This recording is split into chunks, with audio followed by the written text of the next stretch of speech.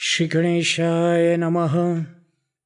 श्री रामचंद्राय नमः। मन्मना भव मद्भक्तो मद्याजी मां नमस्कुरु। मामे वैश्यसि सत्यं ते प्रतिजाने प्रियो असि में। भगवान और भक्त दोनों में कोई अंतर नहीं होता। भगवान कहते हैं तू मेरा भक्त बन जा।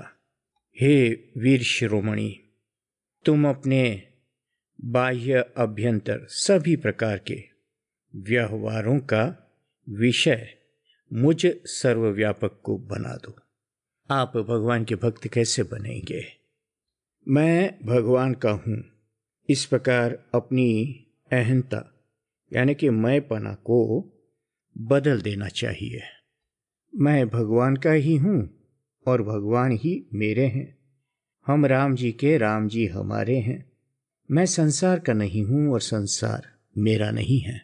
भगवान से प्रियता जोड़ लो। जहाँ प्रियता होती है वहाँ स्वाभाविक ही मन लगता है।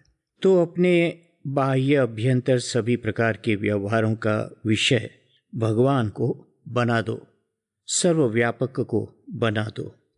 जैसे आकाश में समस्त अंगों में आकाश के वायु मिली हुई रहती है, ठीक वैसे ही तुम भगवान से मिलकर रहो। भगवान कहते हैं किम बहुना तुम अपने मन को केवल मेरा ही मंदिर बनाओ और अपने श्रवण इंद्रियों को मेरे ही श्रवण से ठीक तरह से भर दो। भगवान का नाम जाप और स्वरूप का ध्यान बड़ी तत्परता से और लगन पूर्वक होना चाहिए, होता है भगवान को अपना प्रिय बना लेने से। और भगवान कहाँ मिलेंगे आपको? धरती पर संतों में भगवान का दर्शन करो। आत्मज्ञान से निर्मल हो चुके जो संत जन है वे ही भगवान कहते हैं मेरी छोटी छोटी मूर्तियां हैं। अतएव जैसे कामिनी अपने पति की ओर प्रेम भरी दृष्टि से देखती है, ठीक वैसे ही तुम्हारी दृष्टि भी इन संतों की ओर जानी चाहिए। उनको इस दृष्टि से देखना चाहिए, प्रेम से। मैं समस्त वस्तुओं का निवास स्थान हूँ। अतएव मेरे शुद्ध नाम की रट तुम अपनी जिह्वा के साथ लगातार उसे जीवित रखो। तुम इस प्रकार की व्यवस्था करो जिसमें तुम्हारे हाथों के द्वारा काम करना तथा पैरों के द्वारा चलना आदि सब कुछ मेरे ही लिए हो। हे अर्जुन, हे पांडव, अपने अथवा पराये लोगों के साथ तुम जो उपकार रूपी यज्ञ करोगे उसी से तुम मेरे सच्चे याज्ञनिक हो सकोगे। तुम स्वयं सेवक भाव की स्थापना करो तथा शेष लोगों को मेरे स्वरूप मानकर उन्हें सेव्य समझो। इससे जीव मात्र की ओर से तुम्हारे मन का द्वेष मिट जाएगा और तुम इसी ज्ञान भावना से विनम्रता ग्रहण कर सकोगे कि सर्वत्र मैं ही मैं हूँ और इससे तुम्हारे मेरा पूर्ण आश्रय प्राप्त होगा। फिर इस संसार में किसी तीसरी वस्तु का नाम ही न रह जाएगा और हम तुम सचमुच एकांत में मिल सकेंगे। फिर चाहे कैसी ही अवस्था क्यों न उत्पन्न हो तो भी तुम्हारा और मेरा आपसी सहवास उपभोग करने के लिए ही अविशिष्ट रह जाएगा तथा हम लोगों का सुख स्वतः बढ़ने लगेगा भगवान और भक्त का। और हे पार्थ, तीसरेपन का झगड़ा जिस अवस्था में नहीं रह जाता, तुम अंत में उसी अवस्था में मदरूप होकर मिल जाओगे। जिस समय जल का अवसान हो जाता है उस समय जल में पड़ने वाले प्रतिबिंब को अपने बिंब के साथ मिलकर एक होने से भला कौन रोक सकता है? अर्थात भक्त का जो पहले जो संसार का काम होता था वही काम अब भगवान का काम हो जाता है। भगवान का संबंध ज्यों ज्यों दृढ़ होता जाता है त्यों ही त्यों भक्त का सेवा भाव पूजा भाव में परिणित हो जाता है। फिर वो चाहे संसार का काम करे चाहे घर का काम करे। चाहे कोई भी काम करे, उसमें भगवान की पूजा का ही भाव बना रहता है। उसकी ही यह दृढ़ धारणा हो जाती है कि भगवान की पूजा के सिवाय मेरा कुछ भी काम नहीं है। यदि आकाश के संग वायु अथवा समुद्र के संग तरंग मिलकर एक होने लगे तो भला उसमें कौन बाधा पहुंचा सकता है। हम और तुम जो पृथक पृथक दृष्टिगोचर होते हैं, भगवान कहते हैं, वो इसी देह धर्म के कारण दृष्टिगोचर होते हैं। पर जिस समय ये देह ही न रह जाएगा, उस समय ये बात निश्चित है कि तुम भी मैं ही हो जाओगे। मेरे इस वचन के बारे में तुम अपने मन में जरा सी भी शंका मत उत्पन्न करना। मध्याजी माम नमस्कुरु, भगवान का हो जाना, भगवान का भजन करना, सभी में भगवान को देखना और सभी कार्यों में भगवान की इच्छा मानना, भगवान के चरणों में साष्टांग प्रणाम करके सर्वथा भगवान के समर्पित हो जाना। मैं प्रभु के चरणों में ही पड़ा हूँ, ऐसा मन में भाव रखते हुए जो कुछ अनुकूल या प्रतिकूल परिस्थिति सामने आ जाए, उसमें भगवान का मंगलमय विधान मानकर परम प्रसन्न रहें। पूरी परिस्थिति यदि आपके समझ में आए या ना आए, ये बात दूसरी है, पर भगवान का विधान तो मेरे लिए कल्याणकारी है, ऐसे ही मानो। इसमें कोई संदेह नहीं। जो कुछ होता है वो मेरे कर्मों का फल नहीं है, प्रत्युत भगवान के द्वारा कृपा करके केवल मेरे हित के लिए भेजा हुआ विधान है।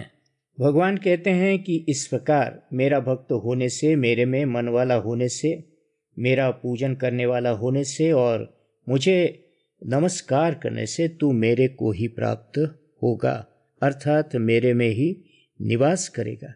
ऐसी मैं सत्य प्रतिज्ञा करता हूँ, क्योंकि तू मेरा प्यारा है। प्रियोसी में, ऐसा भगवान ने कहा, क्योंकि भगवान का जीव मात्र से अत्यधिक स्नेह है। अपना ही अंश होने से कोई भी जीव भगवान को अप्रिय नहीं है। भगवान चाहे 84 लाख योनियों में भेजे या नरक में भेजे, पर इससे उनका उद्देश्य जीवों को पवित्र करना ही होता है।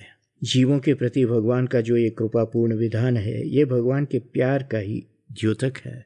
और इस श्लोक में अर्जुन जीवों का प्रतिनिधि है। यदि आकाश के संग वायु अथवा समुद्र के संग तरंग मिलकर एक होने लगे तो भला उसमें कौन बाधा पहुंचा सकता है।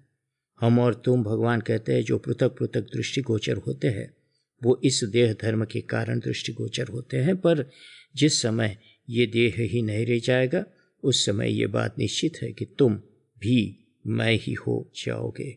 मेरे इस वचन के बारे में तुम अपने मन में जरा सी भी शंका मत उत्पन्न होने दो। यदि इस संबंध में तुम कुछ भी अवहेलना करो तो तुम्हें अपनी शपथ है, भगवान कहते हैं अर्जुन से, तुम्हें तुम्हारी ही शपथ देना मानो, आत्मस्वरूप की ही शपथ देना है। पर इसमें आश्चर्य की कोई बात नहीं है, कारण कि प्रीति की रीति यही है कि वो लज्जा का कभी स्मरण ही नहीं होने देती, और नहीं तो जो ज्ञान का विषय है, जो प्रपंच से अलिप्त है, जिसके कारण वास्तव में इस विश्व का भास होता है, स्वयं काल को भी जिसकी आज्ञा का प्रताप हरा देता है, वह मैं देव यदि सत्य संकल्प हूँ और यदि मैं जगत के हित के लिए सदा चेष्टाशील रहता हूँ, तो फिर मैं शपथ देने का व्यर्थ प्रयत्न ही क्यों करूं। पर हे अर्जुन, तुम्हारे प्रेम के वशीभूत होने के कारण मैं इतना बौर आ गया हूँ कि अपने ईश्वर तत्व वाले भूषण भी मैंने उसी बौरानपने के हवाले कर दिए हैं। हे पार्थ, यही कारण है कि मैं तो अधूरा हो गया हूँ और तुम मदरूप होने के कारण संपूर्ण बन गए हो। हे भक्त, हे धनंजय, जैसे अपना काम निकालने के लिए राजा को स्वयं अपनी ही शपथ खानी पड़ती है, ठीक वैसे ही बात यहाँ पर भी है। प्रति जाने कहकर भगवान शपथ लेते हैं। इस पर अर्जुन ने कहा, हे देव, आप ऐसी बातें न कहें, कारण कि मेरे सब कार्य एकमात्र आपके नाम स्मरण से ही सिद्ध हो रहे हैं। इस पर आप इस समय मुझे उपदेश प्रदान करने के निमित्त विराजमान हैं। अब यदि आप ही शपथ देने लगे तो फिर मैं यह जानना चाहता हूँ कि क्या आपकी इस विनोद भरी लीला की कोई मर्यादा भी है? सूर्य प्रकाश का एक अत्यंत अल्प अंश भी कमल वन को प्रस्फुटित कर देता है, पर इसी निमित्त से वह पूर्ण रूप से प्रकट होता है। मेघ इतनी वृष्टि करता है कि उससे पृथ्वी की दाहकता भी शमन हो जाए तथा संपूर्ण समुद्र भी भर जाए। ऐसी दशा में जिस समय वो चातक की प्यास मिटाता है, उस समय क्या वो चातक उसका सिर्फ निमित्त नहीं है? अतएव हे दयानिधि दाताओं में सर्वश्रेष्ठ, क्या इस अवसर पर भी यह नहीं कहना पड़ता है कि मैं भी आपकी इस उदारता का निमित्त मात्र हूँ? भगवान कहते हैं, अभी अभी मैंने जो साधन तुम्हें बतलाए हैं, उन साधनों के द्वारा निस्संदेह तुम मुझे प्राप्त कर सकोगे। हे धनंजय, जिस समय लवण सिंधु में पड़ता है उस समय वह गल जाता है अथवा उसके न गलने के लिए कोई कारण नहीं होता। इसी प्रकार जिस समय प्रत्येक वस्तु में विद्यमान मेरे स्वरूप की भक्ति उत्पन्न हो जाएगी, उस समय समस्त विषयों में तुम्हारे मन में आत्मबुद्धि उत्पन्न हो जाएगी। तुम्हारा देहाभिमान एकदम समाप्त हो जाएगा तथा तुम भी मैं ही बन जाओगे। इस प्रकार मैंने तुम्हें ये बात अच्छी तरह से बतला दिया है कि कर्म से आगे बढ़ते बढ़ते साधनों की मंजिल मेरी प्राप्ति पर्यंत किस प्रकार आकर पहुंचती है। हे पांडुसुत, इस निरंतर बढ़ने वाली गति का क्रम इस प्रकार है कि यदि समस्त कर्म मुझे समर्पित कर दिए जाएं, तो मेरी भावना से चित्त शांत तथा प्रमुदित हो जाता है। फिर उससे मेरा ज्ञान प्राप्त होता है और उसके द्वारा व्यक्ति मेरे स्वरूप के साथ मिलकर एकाकार हो सकता है। हे पार्थ, उस स्थिति में साध्य अथवा साधन कुछ भी अविशिष्ट नहीं रह जाता, अपितु यूं कहना चाहिए कि उस स्थिति में कुछ भी काम करने के लिए शेष नहीं रह जाता। तुम अपने सब कर्म अनवरत मुझे समर्पित करते रहे हो और यही कारण है कि आज तुम्हें मेरी प्रसन्नता मिली हुई है। इसलिए इस प्रसन्नता के बल से युद्ध का प्रतिबंध समाप्त हो जाएगा। मैं एक बार तुम पर मोहित हुआ हूं और इसलिए अब मैं कभी इस प्रकार की स्थिति नहीं आने दूंगा जिसमें तुम्हें विनती करनी पड़े, जिसके योग से इस प्रपंच सहित अज्ञान का भी नाश होता है और सर्वत्र एकमात्र मैं दृष्टिगत होने लगता हूँ। उसी ज्ञान का दृष्टांत इत्यादि के सहयोग से स्पष्ट किया हुआ रूप यह गीता है। मैंने तुम्हें नाना प्रकार से आत्मज्ञान का उपदेश किया है और धर्म अधर्म की भ्रांति पैदा करने वाले जो अज्ञान है, उन सबको तुम इस ज्ञान के सहयोग से हटाकर दूर फेंक दो। इस तरह से गीता के ये श्लोक 65वां श्लोक अध्याय 18 का आपने व्याख्यान सुना। मन मना भव मद्भक्तो मद्याजी माम नमस्कुरु मामे वैश्यसि सत्यम ते प्रतिजाने प्रियोसि में। अर्थात तू मेरा भक्त हो जा, मुझ में मन वाला हो जा, मेरा पूजन करने वाला हो जा और मुझे नमस्कार कर। ऐसा करने से तू मुझे ही प्राप्त हो जाएगा। यह मैं तेरे सामने सत्य प्रतिज्ञा करता हूँ, क्योंकि तू मेरा अत्यंत प्रिय है। अब आपको नमस्कुरु का अर्थ भी समझाया और भगवान का नमस्कार करना यानी संतों का नमस्कार करना ये भी समझाया और परमात्मा के प्रति किस तरह से समर्पित होना ये भाव भी इसमें आपको समझाया गया। जय सिया राम, जय सद्गुरुदेव।